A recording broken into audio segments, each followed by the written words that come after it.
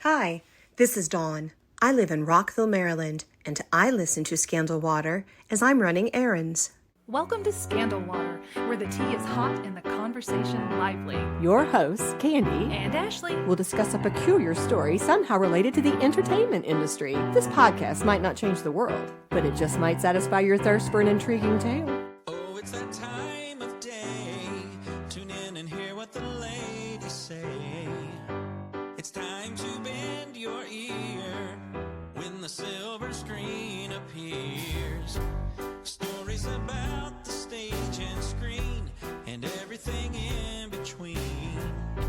So come on and join the fun. The curtain opens in 3, 2, 1. Good morning, Ashley. good morning. We are ready to start a new topic today. We have a new theme. We do. Yes, and you know what? We have to give a shout out to our listener who happens to also be your mother. Yes. Rebecca. Rebecca wrote in with a listener suggestion, and not only did we take that listener suggestion, that it's going to be this particular episode, but it kind of sparked this idea for the theme.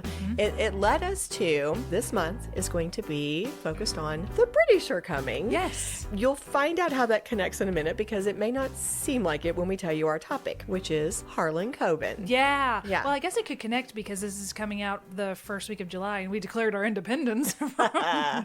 Nice. I don't know. Well, if you are not already familiar with Harlan, you're going to discover as we continue talking that you actually know him way better than you think, I bet. Because I was amazed. The more I researched, the more I was like, oh yeah, I know that. I've seen that. I've read that. Yeah, Okay. just time and time again. Okay. But here you go. I'm going to start with a quote. Let me have it. Most of my books revolve around disappearance rather than a murder. Murder's final. With a disappearance, there's still hope. Hope can be the most wonderful thing in the world, or it can crush your heart like an eggshell. Oh, gosh. Isn't that a great quote? That is great. Yes. So that came from Harlan Coben, best-selling novelist. It was a sizzle reel. I love that term. They called it a sizzle reel. Nice. That he had put together as an intro for an interview he was giving at a 2024 Ridgewood Guild International Film Festival. It was a great, great little interview. Got to know him a lot better. I've actually gotten to see him give multiple interviews, and I'm telling you, I really like this man. So here you go. If you are not familiar with Harlan Coben, he has written more than 35 novels. He himself has lost count. More than 80 million copies of his books are in print. And on top of that, here's the part that got the attention of Rebecca. You have probably seen several of his books turned into television series on Netflix because this man has 8 of his works. 8 original Netflix series are now based on Harlan Coben's thrillers, right? Rebecca wrote into us. She suggested we do an episode on Harlan because she herself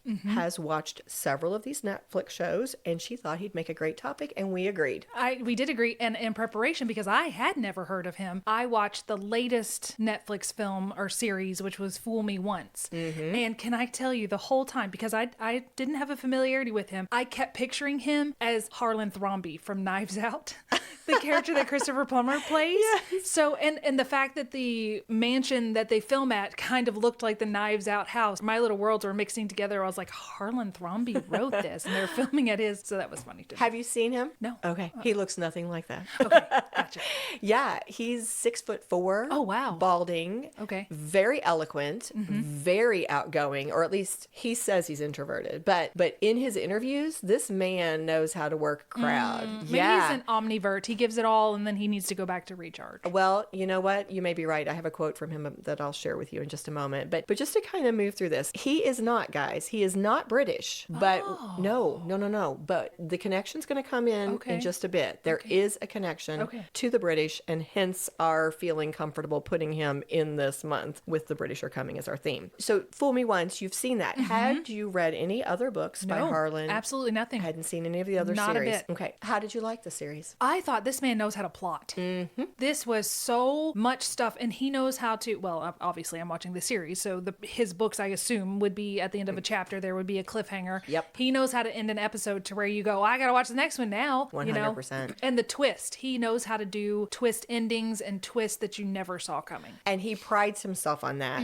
As I just mentioned, I got to watch, I don't know, probably 8 to 10 different interviews this man gave across GMAs or different talk shows or whatever it might be. That would come up time and time again. He would say, you guys are never going to figure this out. It's going to surprise you. You're not going to expect the twist at the end. I promise you, you won't figure this out. He takes incredible pride in his plot twists, in the cliffhangers. This man knows how to write thrillers. And watching the plot, because I finished it last night, knowing now the twist, thinking back, he did play fair. Because some people say with the twists, oh, that's not fair. And thinking back to, there was one fantastic twist, and I don't know if we want to give spoilers or not. I don't think we should. Because Okay, we won't. But there was one fantastic twist that I thought, once it happened, I went, oh, this makes complete you could see sense. it. You could trace it back. He'd Yes. laid the groundwork for Yes. you if you Yes. picked up on it. And he played fair, and I thought that was good. Yeah. Yeah. The other thing I really love about him, it's funny. Again, I hadn't put it together until I started doing this. I have actually read several of this man's works, his books. you? Yes. And I bet you I've seen 4 or 5 of the 8 Netflix series. Interesting. Yes, because I like a good mystery. I like suspense.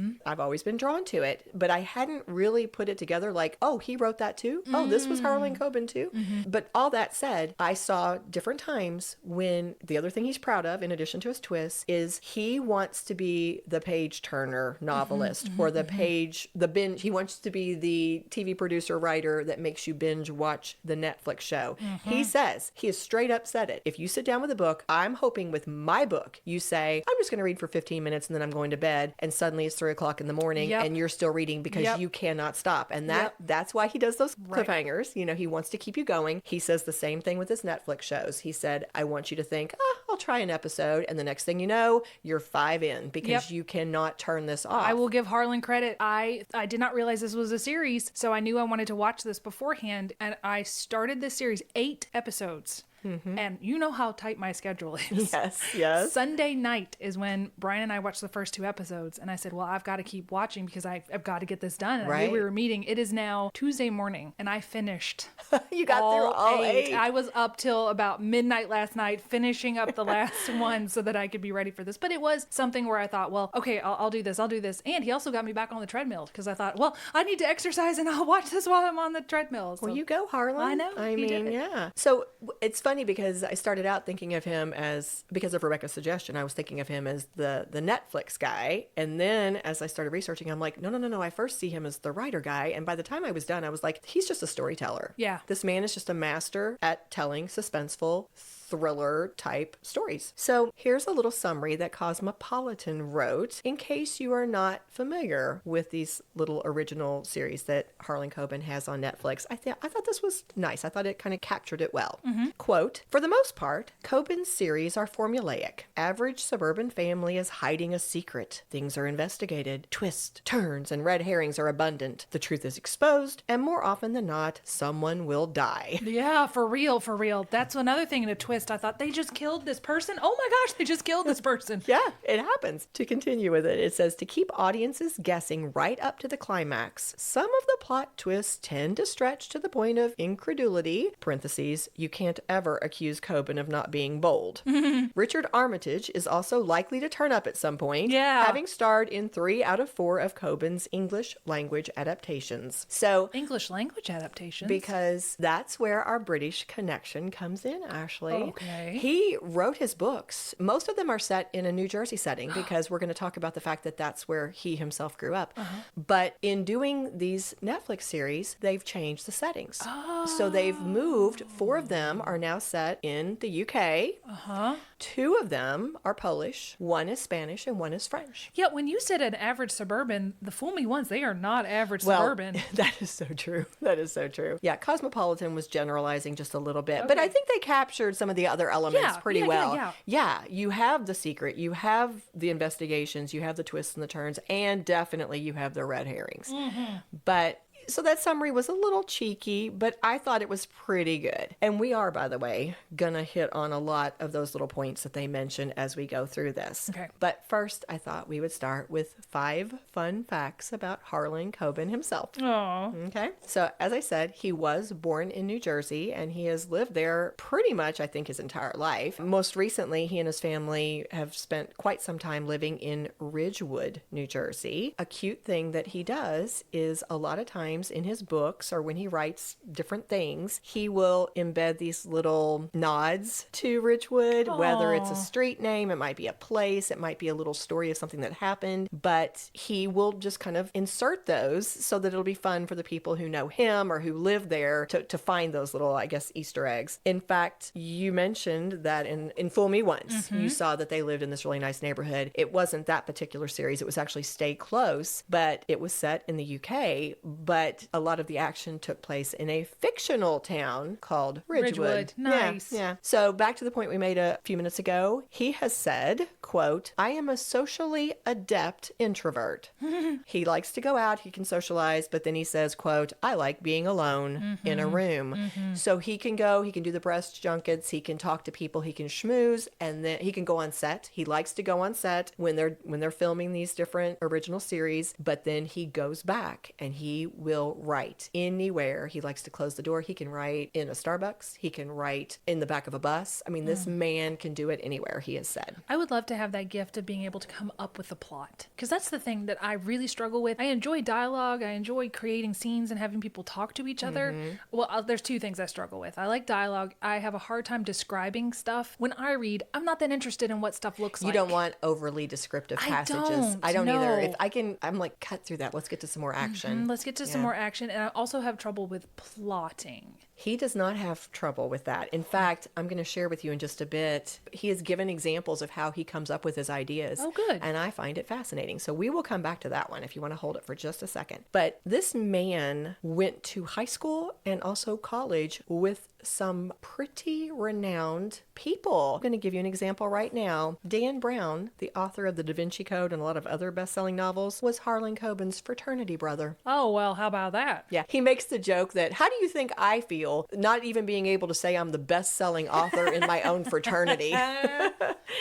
Harlan Coben was the first author to win the Mystery Triple Crown, as one source called it, which means he was the first one to win all 3 of these awards, the Edgar, the Seamus, and the Anthony Award. And his oldest daughter, Charlotte, is the only one of his 4 children who has followed him into the writing field.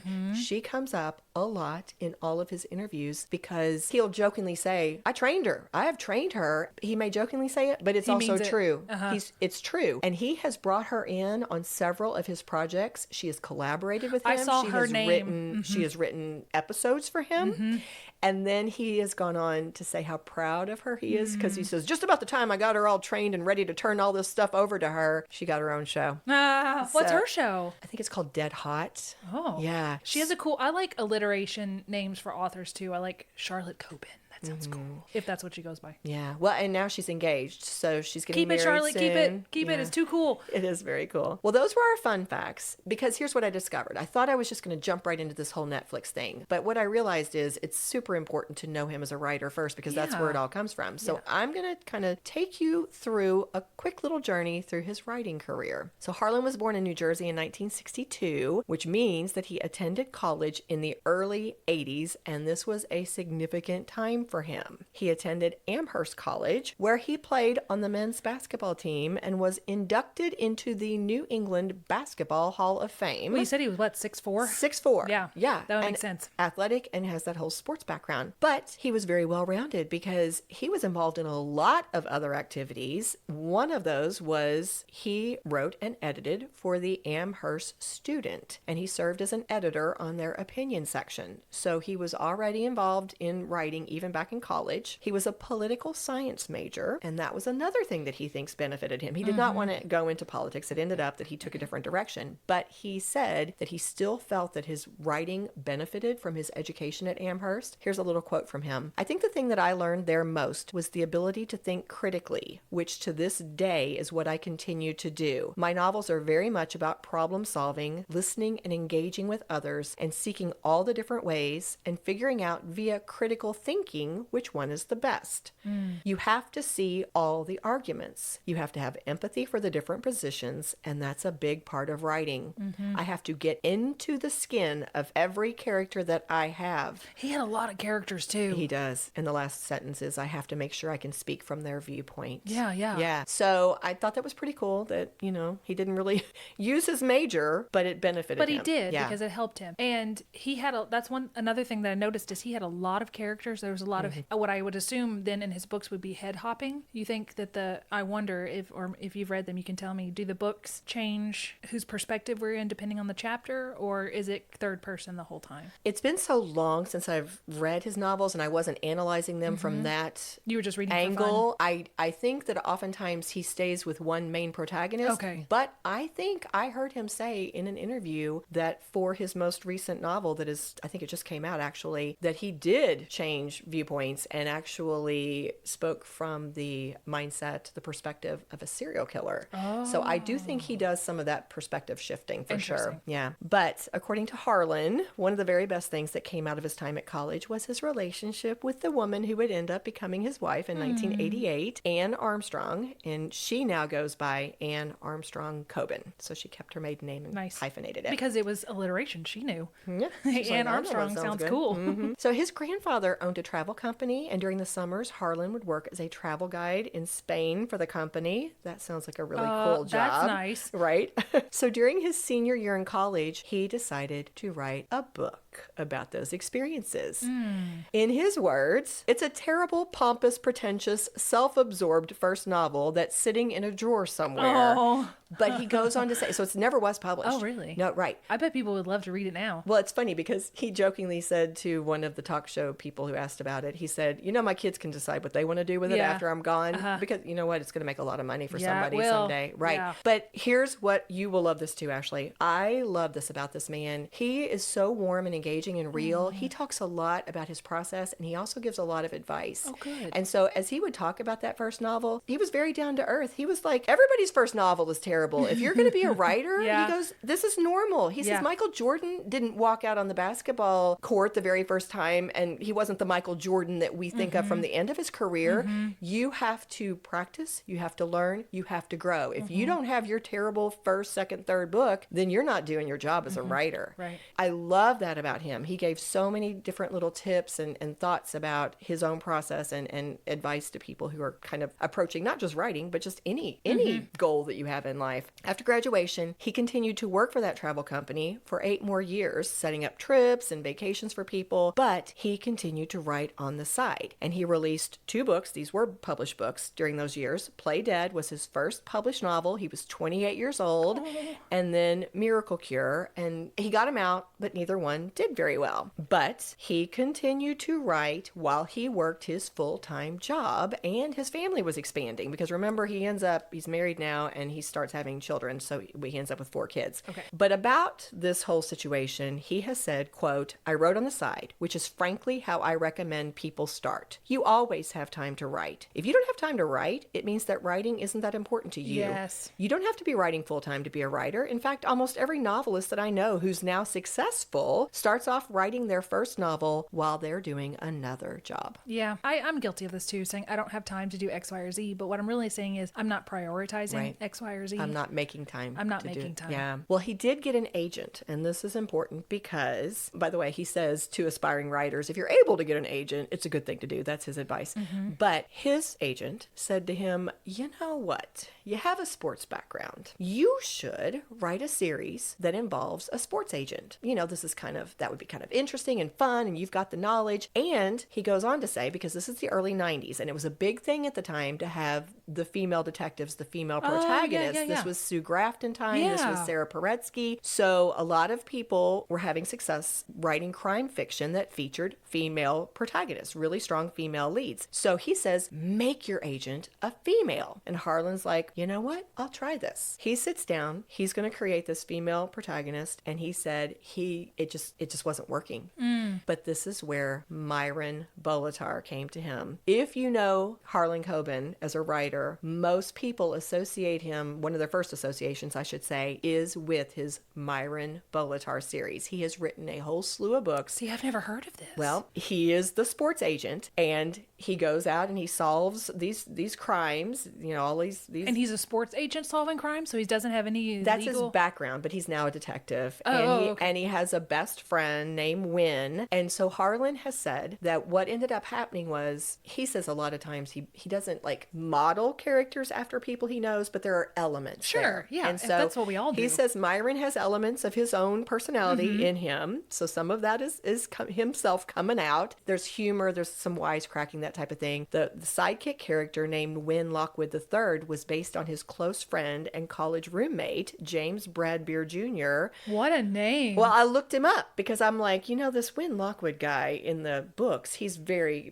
a dangerous character, but he's also got this background and he's kind of blue blood and all this stuff. Is he posh, as they would say? Yes, thank you. Good way to say it. I looked up James Bradbeer Jr., and if I got the right guy, and I think I do, he spent decades as the Lilly Pulitzer president. Whoa. I know. He's posh. He is posh. He was very posh. Well, in 1995, Harlan released the first volume of his Myron Bolitar series, Deal Breaker, and this was when he got finally some critical acclaim and made some money. There was a little bit of commercial success, and this was really great timing because just before the publication of this book, he had lost his travel job, and this prompted him to make the decision, am I going to try to become a full-time writer? Do I need to get another job? What am I going to do? Right. And he had decided he was going to go for it. He was Good going to for go for him. it. And by the way, what was helpful to him at the time was his wife is a pediatrician. So she had a solid job. Yeah. She was kind of holding down the fort as he was trying to really get his footing, you know. Now, quick little side note, he continues to write Myron Bolitar books to this day. And Really? yes, How many are there and they now? are trying Do you know? to get him, they're trying to get him to do the Netflix series with Myron Bolitar. Oh. Yeah. But he is so attached to it, he wants just the right actor person. to Okay, play okay, it. that would be my question. Have you read any of the Myron? It's been forever, but I have. Who did you picture as Myron if you had to Oh cast gosh, it? it's been so long ago that I didn't think that way.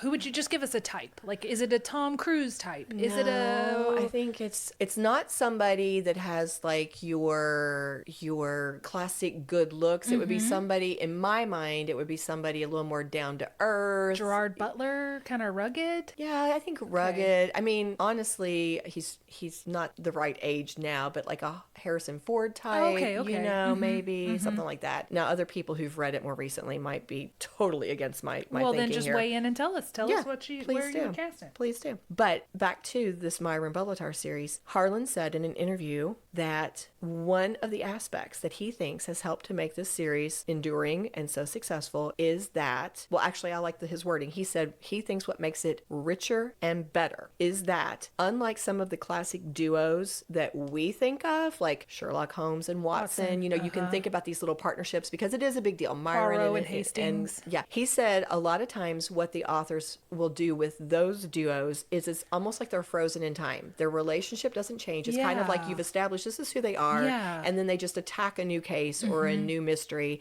and they just kind of remain the same. Stagnant. Right. Yeah. He said that he thinks what sets this little pair apart, Myron and Wynn, is that it has evolved over time. It has changed. He said that sports agent aspect has actually kind of died out. It's like not even a big thing anymore, that was just kind of like in the beginning, but organically they have aged. I was going to ask if they've aged. They're different people than they were. And he said it's the way that we are as we live live out our own lives. He's let them live their lives and change. I like that. I know. And to have a book series that has like best friends that truly are best friends that grow and learn from each other. I like that. Yeah, I do too. But moving back into the timeline, even though people did like Myron and Harlan was starting to see some success, he was starting to build a following, he did not skyrocket to popularity, which again is why it was great that his wife had a good job. But he says, if you intend to be a writer, he says you have to continually write. He says if a book comes out, you're not sitting on your laurels enjoying it. Yeah. You're already working on the next book.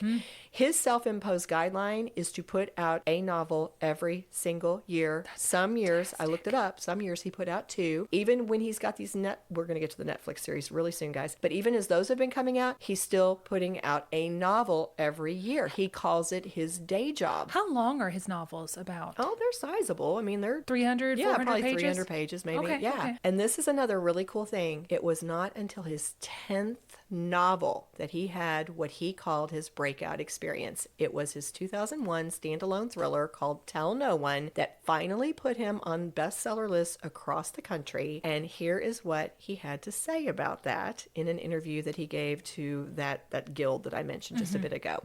28. The question was, how old was he when his first book was written? 28. But I should point out, this is important also for people who are trying to start out in this business. I wasn't an immediate New York Times bestseller. My first New York Times bestseller was my 10th novel. It was 10 novels. Wow. So I was growing, and it was very much like this, a very steady, slow growth. And then I wrote a book called Tell No One, and my whole life changed. It was the breakout. You always need that breakout book as a novelist. But, part of it was patience, and part of it back then was a lot of my writer friends who are doing well now.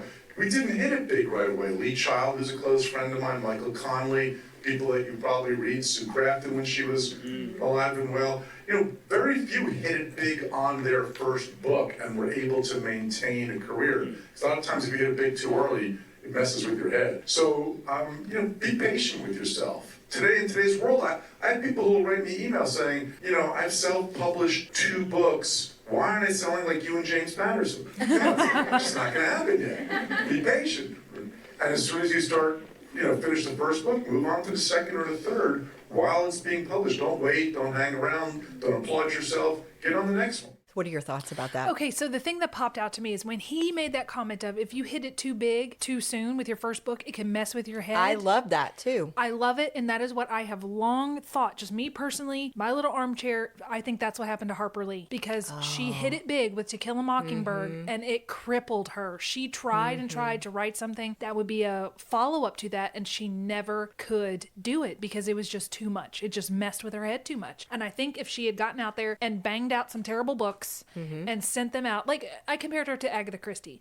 Agatha Christie had some great novels. She had some terrible novels, but she kept writing novels. Yes. And I think Harper would have benefited from what he's saying, like bang them out, get them out there, just keep working. But it got to be too much. It was too crippling. Yeah, I 100% did the same thing. I loved his advice. I thought he was not just speaking to writers. I thought his advice was great for anybody who's tackling some new goal, as I said, but especially for writers. He has said in other interviews that he still has the imposter syndrome. You are always going to have questions about yourself. You're always going to have your self-doubts. You can't let it shut you down. You've got to just keep going. You refine, you practice, you just keep plowing on through. And that's, I think, what you do with anything that you're taking on in life. And that's such good advice, especially making it personal to me. I do suffer from that crippling just imposter syndrome. You'll do it and you'll be successful at it, and then you'll go, oh, that was a fluke. That wasn't really, I didn't really. If you only knew, And it's hard to get past that. It's your own mental hurdle. Well, and I think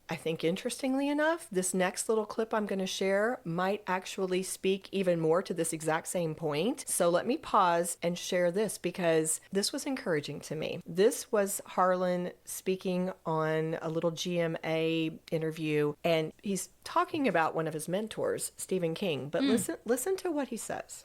You credited Stephen King as being one of your big mentors in this world. What did he teach you?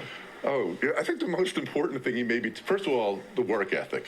The guy's a protean genius. I mean, he's always producing. But also, the insecurity never goes away. I mean, even when he sometimes will send me a new book, he's still nervous how I'm going to react to it. So I realize that insecurity will never go It's away. just part of the process. Yeah, only bad writers think they're good. If you have a writer on who sits there going, yeah, I'm really great, trust me, their book is horrendous. Don't read it. We all have those doubts, and you have to have them, otherwise it's not going to work. Wasn't that, I mean, that's exactly what we were saying. It's true. But now I feel even worse because I've been off and on working on like a little, I've always wanted to write a novel. So I've sort of started working on something on the side, just very sporadically. And I think it's really good. So now I'm like, it's crap. I like it. That means it's horrid. Not true. Not true. But I love it. If Stephen King and Harlan Coben still have doubts. He's like, what do you think about it? I think you're Stephen King. I think it's going to be great. You know? But I love that because you know what? Being reflective, being willing to take, first of all, the fact that they're asking other writers to read it for feedback.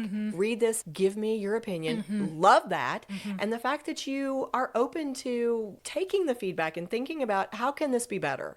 How, I'm not just assuming it's going to be great because I wrote it. Because I wrote it. Right. How can it be better? It doesn't matter I'm Stephen King or Harlan Coben. So moving on, I'm gonna share just a little bit more about his writing and then we'll take a break before we come back to talk about Netflix. But he says, Harlan says, when he writes a book, he knows the beginning and the end, and then he writes to find out how he's going to get from one to the other. So he's a plotter and a pantser. He does both. But he has shared time and time again across these interviews how he gets his story ideas. And you know I love hearing that stuff. Yeah. I love hearing it. So many times it'll be just the simplest thing. Like one book he was talking about how a sentence just came to him and he just knew that was his hook. It was something about this man who was accused of murdering his son, and it was the sentence where he says something about, you know, the way it was, I don't recall the exact sentence, but it was very attention grabbing. And he said that sentence just came to him. Wow. Other times he will be reading something, current events, something in the news. A lot of times it might have something to do with technology and it'll hit him and he'll be like, what if, or I wonder about this. And he said, it's just like the idea will just pop into his head. So I loved this so much that I thought I would share one example with you. Okay. He did share how he came up with his premise for the very series that you've already mentioned, Fool Me Once, which, guys, is pretty much, I think, the most recent Netflix series that has come out. I believe it was released in January 2024. Okay. Incredibly popular. We'll talk more about that. But here are two different short clips where he basically tells you how this came together to create first the book and then ultimately this series. So this is actually going to be two different short clips that I'm splicing together. Okay. Both very brief. So here is the first little piece of what he shared. Part of the suspense here is this incredible moment where Maya sees her presumed to be murdered husband on the nanny cam playing with their daughter. Right. How did you come up with that as a hook? You know, all my friends were starting to get into having nanny cams in the house. So I started thinking, what would be something that would really shock the heck out of you? And imagine your husband's murdered. You're just checking out the nanny, and all of a sudden you see a man pick up your daughter, and he starts to turn, and you realize, oh my God, it's my dead husband. If I could start with that, I'm going to have you hooked. And now you have to hold on, hopefully, for all 8 episodes, which are now streaming on Netflix. So that was one piece he shared, how he just had that, because he knew that, you know, he was exposed to his friends with nanny cams, he just kind of had that idea of like, ooh, what if? And then later in that same interview, here's the second part of what he shared. The character Maya is a military pilot who suffers from flashbacks from the war zone. Yeah. Were you inspired by a woman in the military? Yeah, I went on a USO tour. You know, the things that Bob Hope and Marilyn Monroe. Yeah. Now they send me, which really shows how desperate we must be. But I met one of the very first women who flew combat missions in the Middle East, and she was so cool. And I said, man, I want to base a character in that. It's kind of how a book works. So you have this part of it, right? And then you have this part with the nanny cam. You start mashing things together. I thought it'd be really cool to base a character on her job. So in the story, Maya just comes back from serving in the military. Yeah. See, I just love it the way he's so open. He just takes you behind. He pulls back the curtain. He says, "That's how a book works." You just have an idea. I had this character. I had this idea of a character. I had this idea with this moment with a nanny cam, and then suddenly he had a book. The whole book pops out. Like what? I want to know about the middle part there, Harlan. I know. But the other thing he says about writing thing is it should take you less time than you think. He said he's a fast writer. He says just get it down, turn off the critical voice in your head that says your writing stinks, and get it down. He had a great analogy. He said it's like diamond mining. The first thing you pull out looks like a dirty, ugly rock, but that is where the value is, that first draft or that first attempt. He says just get it down. And he says, and after you have your dirty, ugly rock, right, that you can go ahead and make it something shiny and bright as you revise and work on it. I know. The words I need to hear right now. And so our last point before we go to break, at the top of the episode, I shared his quote where he says he likes to focus on disappearances more than murders. That is one of his recurring elements. He likes that idea of a missing person and then trying to kind of solve the mystery of what's going on with that person. Another common element is family secrets. Oh, yeah. There's a lot with family secrets. Yes. That is a rich, rich minefield. Oh, yes. He has certainly done quite a bit with it. So that brings us to the point where we are ready to talk about this Netflix deal. So let's go ahead and take our break. Okay. And we'll talk about it when we get back. All right. There's not much we love more than spilling the tea with you every Tuesday. So we've decided to start every month by thanking a few of our supporters who help make this possible. Along with the fun, producing a weekly podcast also brings with it more time and expense than you might expect. Your financial generosity in becoming a member through Buy Me a Coffee, a very simple link found on our website, allows us to keep creating these episodes. We'd like to extend our deepest gratitude to one of our current members, Jill.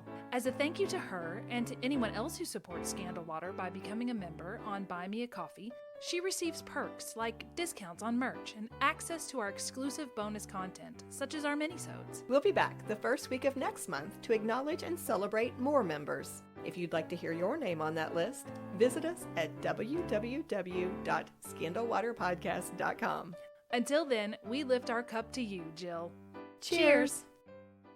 And we're back. By 2018, obviously, remember he's been putting out a book every year since like 1995. Harlan Coben had established himself as... That's so wild that I had not heard of him. Of course, I can't... Obviously, I'm not going to hear of everybody that ever wrote, but it's just odd to me that I missed him. And interestingly enough, I hadn't. It's funny because with some authors, they're kind of big in my mind, like Stephen King. I know I've read a lot of Stephen King. Yeah. Harlan Coben has almost been like one of those where over the years, I have read several of his books, but I think it would be more like pick it up and go, I think I know his name. I think I've read something by him before. I'll try this one. Yeah. I've never been like Harlan Coben. You know, it's just kind of almost been like a situation by situation. I think I'll watch this series. I think I've heard of him before, but I've never really put it together. You haven't necessarily followed his career. You've just happened upon his books and gone, oh, this one looks cool. I've read something by him before. Yeah, I'll read this. And I honestly believe I have read a number of his works, a number of them. Again, at the time, 2018, he is known as a best-selling novelist who has a pile of these books at his disposal. And this is when he makes a deal with Netflix. He signed a multi-million-dollar 5-year deal with them. A deal, by the way, which I'm sure because it was so successful, they decided to renew in 2022. They must have. But ultimately, this agreement is that 14 of his novels will be made into these Netflix television adaptations. That is massive because it's not just a 2-hour movie. Fool Me Once was 8 episodes. Yeah. This is hours. Oh, absolutely. Absolutely. And 8 of them are already on Netflix. Wow. And I'll tell you in just a second which ones those are, and a couple more are already in the works. But I think this has been so incredibly successful for Netflix. I mean, I have not heard this definitively, but I bet you before we're all done, we're going to end up with that Myron Bolitar series and everything else. It has been lightning in a bottle for these people. Wow. It's amazing. So let me go ahead and quickly share with you what is on Netflix already. Safe was the first one, 2018. That was a British one. The Stranger, 2020, also English. The Woods, 2020, Polish. The Innocent, 2021, Spanish. Gone for Good, 2021, French. And by the way, he was asked in an interview and shared that this was actually his least favorite adaptation because it was filmed during COVID.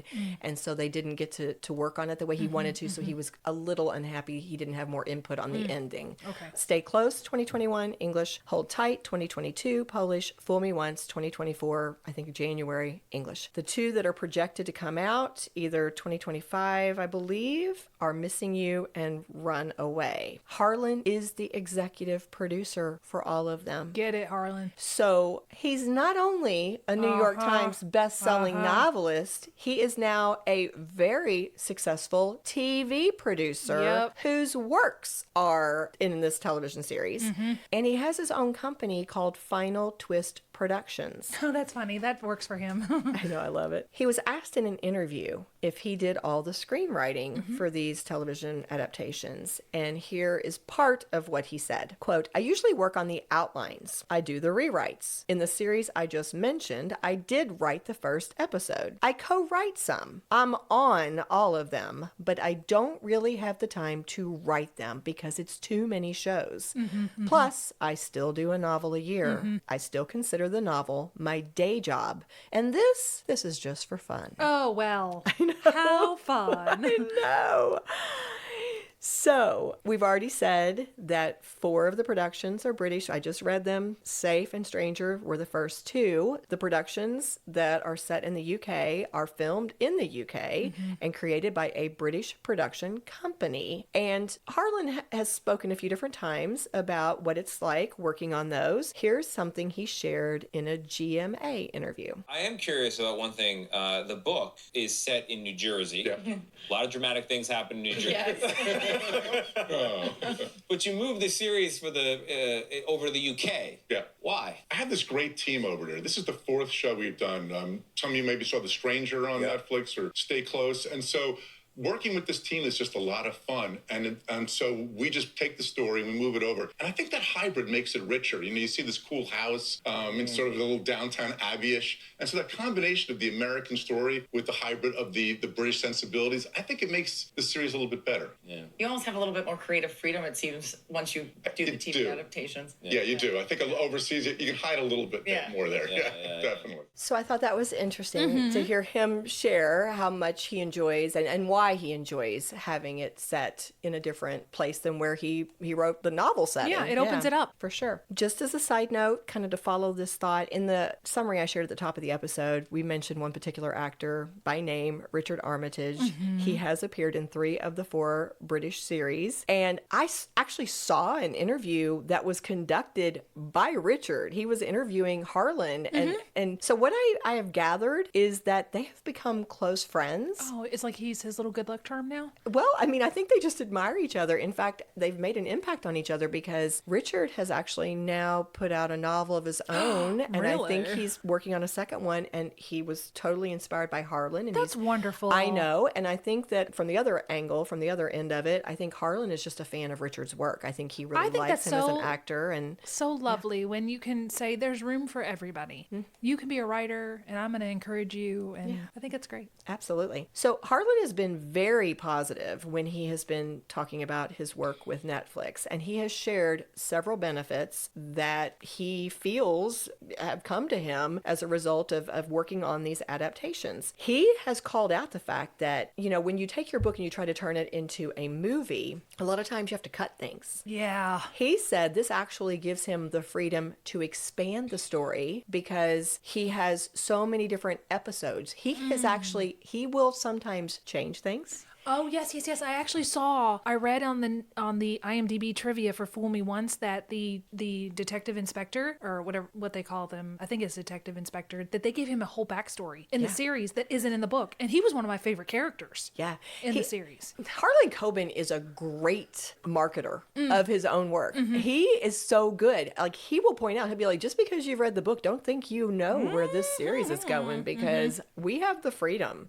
We have the freedom to change things. There are some twists that you're not going to expect. He's Taylor Swift level. Yeah, he really is. He really is. When he was talking about these benefits to working with Netflix, he was saying things that I would have never thought of. So I like that he talked about the freedom to expand it, the freedom to change things. He also says he has total freedom. He can decide, what do I need to tell a good story? Do I need 6 episodes? Do I need 8? Do I need 9? Do I want this one to be an hour long and that one to be 33 minutes long? He said it was very unusual in Fool Me Once, if I I remember correctly, I think it was Fool Me Once, that the final It was the episode shortest. was the shortest. It was 35 minutes. He said, I knew, he goes, it goes against what other people normally do. Normally your finale is the longest. He said, I knew I wanted it tight. I wanted it fast. I wanted the action. So it's the shortest one. It was. He has total freedom. I think the miniseries is such a good way to tell a full realized story. Yeah, he is a big fan. He also really, really appreciates the potential audience. He has talked about this openly. He says he likes that Netflix knows, first of all, they have a great audience already, but they also know how to market. So in Cosmopolitan, an article there, here's something he said. They are also doing really interesting things with their marketing. They change up the poster you're looking at on the platform to get new people to watch it. I am a guy who wants people to watch my shows. That sounds obvious, but a lot of writers pretend they don't care. I do care. Yeah. Netflix has tremendous worldwide platform, and that's cool.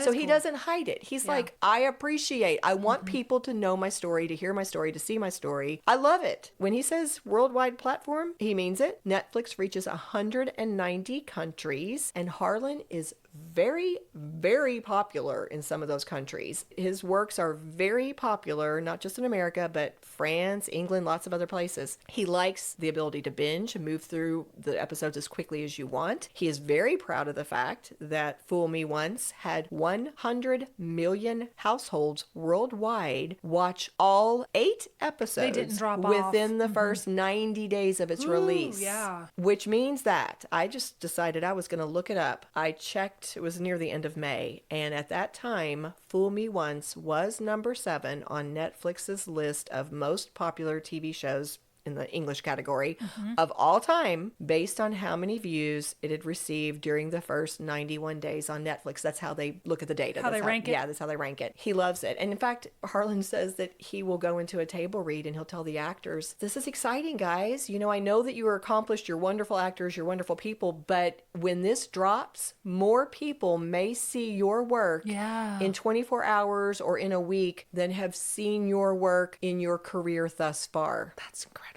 Yeah. So the thing that amazes me is my eyes have been opened, you know, through this research. I have realized just how big this man is and what a gig he has going on, because he's producing the novels, and then those novels are getting turned into this series, and he's the producer. And I mean, it's just kind of this whole little assembly line. Loop of content. Exactly. And then I realized it's not all he's got going on. What else has he got? There are other things, and there are probably things I'm not mentioning, but I'll give you another example. He has a whole other work that's happening on a different streaming service. One of his projects is a young adult series featuring Myron Bolitar's nephew, Mickey Bolitar. This is targeted towards young adults. And so on Amazon Prime, he has a series that's based on that. It's called Shelter. So he's got this whole separate thing happening over here. My goodness. I know. Armchair Psychologist. I think that brings us to our armchair. All right. So we could probably sit here and talk all day about how impressed we are with Harlan, because I'm going to tell you I am. I am too. And I also found him very, very likable. Yeah. Because I got to see him talk and share so many things in his different interviews. I find him incredibly likable and real and down to earth, and he seems like a family man. He talked about coaching his kids' sports, and he's so proud of his daughter Charlotte. I really like him. But I thought, well, I don't know if that's a super exciting armchair question. So I thought I'd go for something a little more controversial. Okay, sure. All right, so I'll throw this one at you. All right. That assembly line idea. It made me think a little bit about James Patterson. Okay. James Patterson, if you guys are not aware, has taken a lot of criticism for basically turning his whole writing gig into an assembly line. Some people call it a book farm. I don't know if you're aware of this, but so many books are listed as being written by James Patterson with someone else. It's a ghostwriter. Well, a lot of times that means that second person, the person listed as the co-author, yes, that is the person who's generally written most of it. Now, James has given guidance or they've collaborated, but the other person wrote it and his name is on it. And so his name oftentimes is being used as to help promote the selling secondary point. writer. Yeah, I mean, like people buy it thinking it's a James Patterson novel. Like James Patterson is James Patterson with, and they think it's James Patterson, but really it was written by this person who might be somebody with a writing background, or it might be somebody who's never written before. And they're just wanting their big break. And it sells because it's James Patterson. A USA Today article explained it this way, quote, generally speaking, Patterson says he comes up with a story synopsis, which gets shared with the collaborator or collaborators, who then weigh in with their own thoughts and ideas. Then comes a very detailed outline, which is critical to Patterson's process. As for the actual writing, it depends on the collaborator. Those with extensive writing chops get less oversight,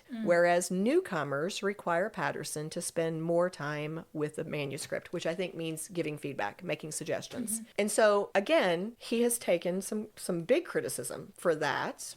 What is the criticism? What are they saying in general? Just Well, I mean, I think the main thing is the quality is not there. Because, like, he's making the money. This man is, oh my goodness, James Patterson is bringing it in hand over fist, and it's writing all the time, but they're being billed as James Patterson novels, but they are not. They are not. It's not like he's putting only his name on it. Let's say I'm going to make up a title, Guilty Conscience by James Patterson. It's not that. He's saying it's called Guilty Conscience by James Patterson and I don't even know, somebody else, you know. Well, I'm going to tell you that I used to really enjoy James Patterson novels a long time ago, and I did read a few that had James Patterson with someone else, thinking that it was still a James Patterson novel, and I don't consider it a James Patterson. In my mind, I don't consider it a James Patterson novel anymore. I consider it, okay, how do I put this? Think about if you wrote down the outline, the detailed outline for something that you've written, and you handed it to me and said, Candy, now go write this. It's not you my wrote it personality. yourself. Yeah. And then you handed it to Brian. We all had the same outline. Yeah. Would we have remotely the same work? No. Not even close. I don't care if you gave me feedback and Brian feedback. It's still your personality coming through, your writing voice coming through. And they could be worlds apart. Yeah, they could. They could be worlds apart. Yeah. So in terms of James Patterson, I'll be frank, like, I don't consider them James Patterson novels anymore. I don't. I think he's making good money. He's maybe helping to grow some other writers and give them feedback and help them. Like, he's supporting them maybe, but I don't think of them as James Patterson novels. So to take this to Harlan, what are our thoughts about, I mean, I don't feel like this is a parallel situation. Sure. It's not the same, but he does not get to write all of his episodes for his Netflix series. What are our thoughts about that? I don't know. It's two different mediums. You know, a book is more, I don't want to say, maybe the right word is intimate, because it's just you and the book, and you are reading it in his voice and he's talking to you and there's a connection there. In television, there's a lot of stuff that goes into television. There's production value, you have to cut stuff, you can add dialogue here and there. I think it's a little more forgivable in that, because you have to adapt it for TV. Maybe I don't know him. Maybe he doesn't know how to write for television well. You know? Well, he does write some of them. He just doesn't have time. Well, yeah, okay. So he doesn't have time to do it. The way you write a play is different than the way you write a book, and the way you write a screenplay is different than you write the other two.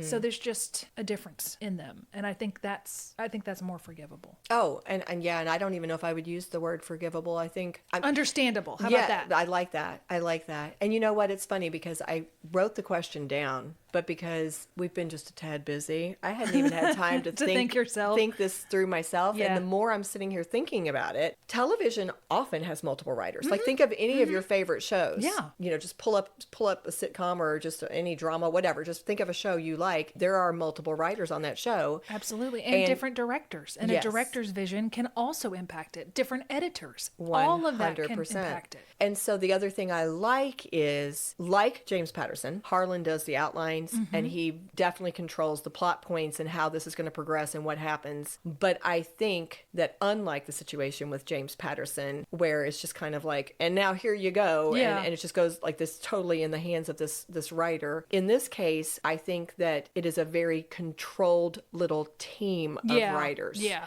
I think so too. So he may be turning it over to someone else, but it might be Charlotte Coben who knows and his voice. One other person or two other people, and that little team, they're in it together. Yeah. And I feel like that makes a difference too. I do like to watch the credits, and when I saw the writers, I did not see more than 2 names. Yeah. Per episode, I don't think. And I think that makes a difference, because there are, going back to the other analogy, I have seen television shows that I liked where all of a sudden I'm like, what just happened? And they will sometimes bring in new writers, or there'll be some turnover with some of the people running that show, and you'll think to yourself, this is not holding true to its original premise or to the way these characters would normally behave or talk. You know, so I like that we have a really cohesive team. We know who these characters are. We know what's supposed to happen. We know our goal is to make this suspenseful and tight, and you know they achieve that goal. They do. They achieve it well. Yeah. Okay. Well, so we've talked about that. Any last thoughts about Harlan or his writing, his television adaptations that you want to share before we I find close? his words very inspirational. They are indeed what I need to hear right now in my own personal life. And I recommend that you guys go out and watch Fool Me Once on Netflix if you have time to be captivated by a story and it does not go where you think it's going to go. Yeah, I agree with you. Like I said, I think I've watched 5 of his series, and not all of them are going to be 5 stars. Sure. But they're all enjoyable, and I agree with him. They're easy bingers. You get caught up. You want to see what's coming next. It's enjoyment. And don't try to, my advice to you is don't try to figure it out. You're going to just hurt your brain. Just turn it off. It's like Agatha Christie used to say about her mysteries. It's a cozy, just sit down, enjoy it, and let him tell you a story and just see where it goes. Just watch it for fun. I think he would like that rather than I'm going to figure out this puzzle and don't do that. Just enjoy it. Right. 100%. Have fun with it. Have fun. Because they are fun. They were fun. And I'm going to say, Harlan Coben, we're about to cheers you, fella, because what an impressive man. I started out thinking I was just going to talk about Netflix, and now it expanded. I think I'm talking about a media mogul. I think you are too. who has remained a really nice, authentic, likable, authentic man who cares about his family and who seems kind and encouraging to other people. And who can write a kick-butt female character, because I was afraid of Maya. Let me just say. The things that she was doing, she had no fear. When you watch this, guys, think, what is the exact opposite of what Ashley would do in a situation? And that's what Maya's going to do. Maya's going to do. Ashley would not do any of the stuff that Maya did because she was brave and fearless. And I was like, oh, yeah, that's what I thought. Well, cheers to you, Harlan Coben. And thank you, Rebecca, for your listener suggestion. This was a fun one. Yes. Cheers. Cheers. If you love what we do, please rate and review our show. Or you can become a supporter by making a donation through buymeacoffee.com/scandalwaterpod. Whether a single gift or a recurring monthly donation, it would go a long way towards supporting our work and allowing us to keep the tea brewing. At our website, www.scandalwaterpodcast.com, you can submit questions or your own story ideas, access our sources and show notes, see the merch we offer for sale, and more. You can join the Scandal Water community through our Scandal Water Podcast Facebook page or follow us on Instagram or TikTok at Scandal Water Podcast. This episode was executive produced by Candy Thomas, that's me, and Ashley Raymer Brown, that's me. It was researched and written by Candy Thomas and edited by Ashley Raymer Brown. A special thank you to Josh Martin, who wrote, composed, and performed the Scandal Water theme and other music. Matt C. Adams, who created the artwork, and Joshua Reith, who designed our website and provides ongoing technical support. As a reminder, this podcast is purely for entertainment purposes. The thoughts and opinions of the host during each episode of Scandal Water are their own and do not reflect the opinions of any future guests, advertisers, or clearly professional psychologists. Thanks for listening.